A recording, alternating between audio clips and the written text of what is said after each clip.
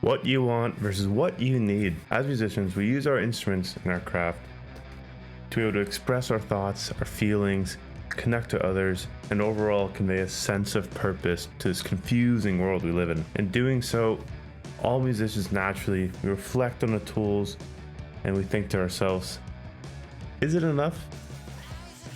We grow up watching our favorite rock stars and musicians playing really expensive, cool gear.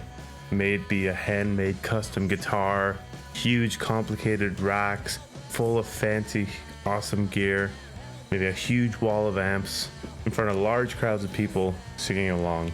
We may see bands playing in legendary studios with hundreds of thousands of dollars of recording, mixing, and production gear. And as a young musician, it can be really intimidating and bring this feeling of being inadequate and not being able to afford this type of gear. But here's the cold, hard truth. Good gear does not make you a better musician. Owning a fancier guitar won't make you a better guitarist. So why is it that even I, someone that knows that my playing ability is tied to dedication to my craft and not so much the gear I own, why do I still find myself scrolling endlessly on Instagram or on Toman, spending so many hours on Kiesel, guitar customizer, or even a Warmoth custom neck builder? Let's kind of break it down. Music gear is beautiful. I think a lot of people agree on that. Every day I scroll on Instagram to see some beautiful guitars, some beautiful basses. In this online age we live in, it has given us the joy of being able to see some truly beautiful, amazing instruments that are being made by small independent builders. Like, come on, look at some of these instruments that are being made today. Seeing something really nice can really inspire us, at least it does for me, to keep on practicing and to get to that point where maybe one day, I'll have a fancy nice guitar like this one or like that one. Who knows? It helps us to keep pushing and get that little bit of inspiration when we kind of need it the most sometimes. Just seeing a nice guitar sometimes will make me want to play my guitar a little extra that day. We as lifelong musicians, we always want to kind of up our game. As performers, we want to be able to leave our mark on a good performance. We often will look at our gear as a so-called kind of limiting factor in our ability to perform or even in a live studio setting. It's really easy to blame the gear for the faults in our own mistake in our playing or our technique. It's really easy to blame the gear that we use to kind of excuse our technique, our creativity, or even our ability to problem solve. And now, sometimes you can blame the gear. If you have a guitar that can't stay in tune or has really old strings that feel terrible to play, or maybe even a lousy cable that cuts out during your performance. Yeah, in those situations, you do kind of want to look at the gear you own and see what you can do about it. If your cable's broken, you have to get a fucking new cable. If you have some old rusty strings, you get a new string. If your guitar can't stay in tune, maybe you have to go get it fixed up by a luthier, or maybe you have to kind of look into investing into a new guitar. But the reality of the situation is that most of the time when we're not able to play something, it's because we don't have the ability in the moment. I'm not saying you'll never have that ability, but in the moment you don't have that ability to play that part and perform what you're supposed to perform. And that's okay. We get better as guitarists, as bassists, as musicians. We have to stop looking at our gear as kind of that own fault. One really nice thing about looking at gear is it's also just really fun. I find it really fun, and I know it might sound a little bit dorky or whatnot, but I just love looking at gear in my free time. I like to see what's so-called the best of the biz right now, or what's new and hot and cool. You know, every time I go abroad, I make it a point to travel to a guitar shop or a music store, kind of check it out a little bit. I find it really fun to see what they have, what the equipment's like, the people working there, kind of seeing how much it is compared to other places. I also just find a fun moment to kind of ask the staff in that store with how things are, seeing what's hot, what's selling a lot, what people think of, all that stuff. I just find it really fun, I won't lie. I also find that kind of talking about gear is a great icebreaker to talk to other musicians that maybe you don't know really well. Let's say you're playing a gig with a few bands and you don't know the other bands, or maybe you're at a guitar shop and you see someone that looks cool and you want to get to know them. Gear is kind of a cool way to connect with people you don't know. Maybe you're playing different types of music, but you might use the same gear or know about the same gear. I also find that when you talk to another musician about the gear they use and how they talk about it, you kind of learn a lot about that other musician, right? Maybe you're talking to someone who's just starting on their music journey, maybe just bought their first guitar, and they're kind of looking at all the fancy gear in the guitar shop, doesn't even know what it does. Maybe you're talking to someone that's maybe a bit of a local legend, someone that's been playing for like 10 plus years in some somewhat popular bands in your scene or whatnot, and they've been using the same gear for 10-15 years, and it's all crusted out, but they love it. I like talking to those guys. It's really fun to see what they're about. And maybe you're talking to someone who's maybe going on a big tour or in one of those touring bands, and they're really investigating the gear they use to see if they can get the most bang for their buck in what they're using. Maybe you're talking to someone who's a bit of a collector, some guy Joe who owns 50 guitars, right? Maybe Joe's getting his 51st guitar, and this one's special because it's a different shade of red. And Joe loves his guitars, and maybe you can love his guitars too. I just find it fun. I find it fun to talk to Joe. What can I say? No, even knowing what you need versus what you want is a huge step. When starting out, you don't really need much of anything. Let's say you want to pick up a guitar. You need a guitar, that's for sure. But as a beginner, you don't need to sink thousands and thousands or even tens of thousands of dollars into gear. It's so unnecessary. You can surprisingly get really far with inexpensive gear.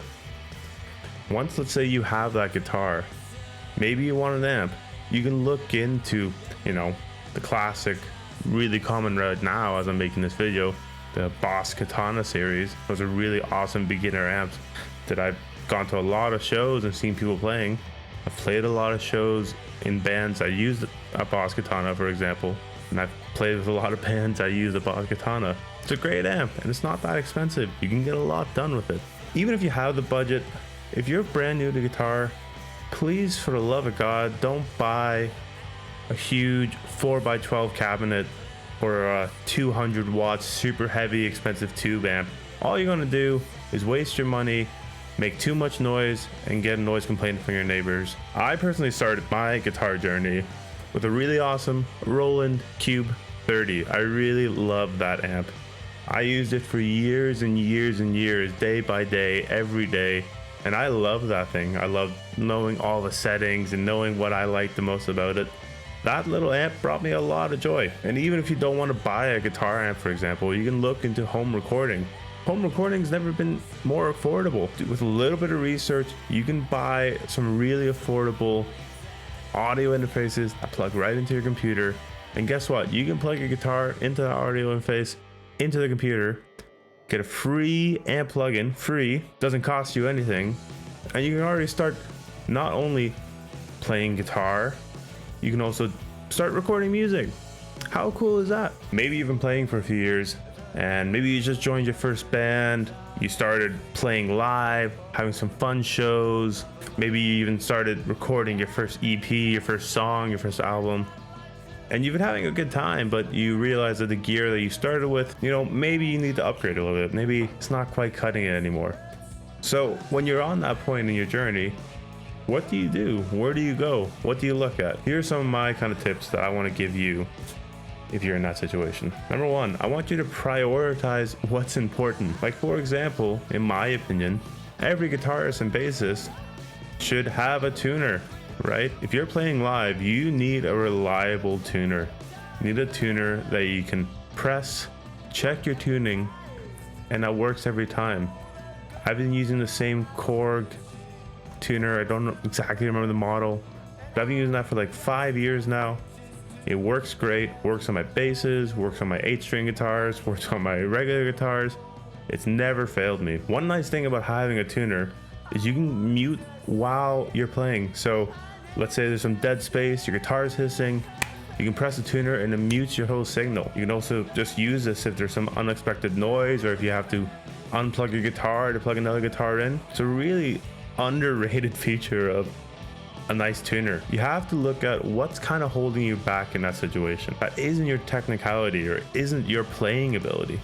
What in your situation is holding you back? If you have a small guitar amp that's not loud enough, that can't be heard when you're playing, or it doesn't really suit the type of music you're playing, you need to look at getting maybe a different amp, a bigger amp, whatever. If you have a guitar that's not staying in tune, it doesn't feel good to play, you might need to look into getting, well, a new guitar, or fixing the guitar you have, maybe going to a luthier or someone who can set it up properly for you. A lot of issues with guitars comes up mostly the setup, not actually the guitar itself. But okay, let's say you figured it out. Maybe you know what you need. What's the next step then, right? Well, I think the next step you need to do is budget. You need to look at your finances honestly and see what you can afford now, and maybe what you could afford in a few months from now. Music gear can be really expensive. It can easily add up to many thousands or tens of thousands of dollars if you're being really reckless with it. When you figure out what the issue is with your current rig, you need to do your own research. You need to look into reviews of said product. Let's say you want to get an amplifier. Look into reviews of that product online, on web stores. See if you can find unbiased reviews on YouTube from people that aren't sponsored by said product or said company. If your local guitar shop has one, go and check it out. Ask staff if they know any issues about it. Maybe it comes to light that this type of amp might short circuit on you, or maybe isn't the most reliable, or maybe it's a really rock star awesome amp. You never know. If you have any friends that maybe have that gear that you want, you can ask them about their experiences with that gear. Ask them, how is it to play with it? Ask them, what's the repairing like? What's the maintenance like? All that sorts of questions. You might be able to find out a lot just by checking out some resources or asking some people that you may know. It can really help you in your scene. I remember once I was looking into an in-ear monitor system for my band, because at the time we were thinking of getting one, and asked one of my close friends about, hey, have you heard anything about this? He told me to stay clear from it because although it's an affordable product, the way they manufacture it leads to it being a really fragile product, and he himself has had many issues with that product and had to replace it many times. I'm not going to say the name of the product, I don't want to get sued by anyone, but yeah. Also, please, for the love of God, do not put yourself in debt for music gear. Absolutely stay away from this. No piece of music gear, no fancy guitar, no new amplifier is ever worth being a slave to your credit card company and owing hundreds or thousands of dollars in extra debt because you can't pay it off in the time. Do not do this. Do not make that mistake. But let's say, hey, you've had the budget, you found the product that you wanted, you've tested it out, you feel happy with it, and you finally bought it, finally got it. I think it's really important that in the next step here, you reflect on your purchase. You finally have what you wanted, what you needed. How does it make you feel? Was it really worth it in the end? Is it something that you actually needed? I remember when I bought my first wireless system for my bass guitar, I remember thinking, is this something I really needed? Was it really necessary? Was it a bit overkill? And some of the smaller shows I play, it is a bit overkill. But some of the bigger shows I play, it's been a really nice addition. It's really made my stage presence and my ability to play live just so much more fun and kind of easy. So in that instance, I bought something that wasn't outside of my price range, something that I had the money for. I was able to get it, and it made me really enjoy that product so much more because I knew what I was getting into. And in this last step, I want you to also just reflect on what you have and be happy with what you have. In many ways, we'll never have everything you want.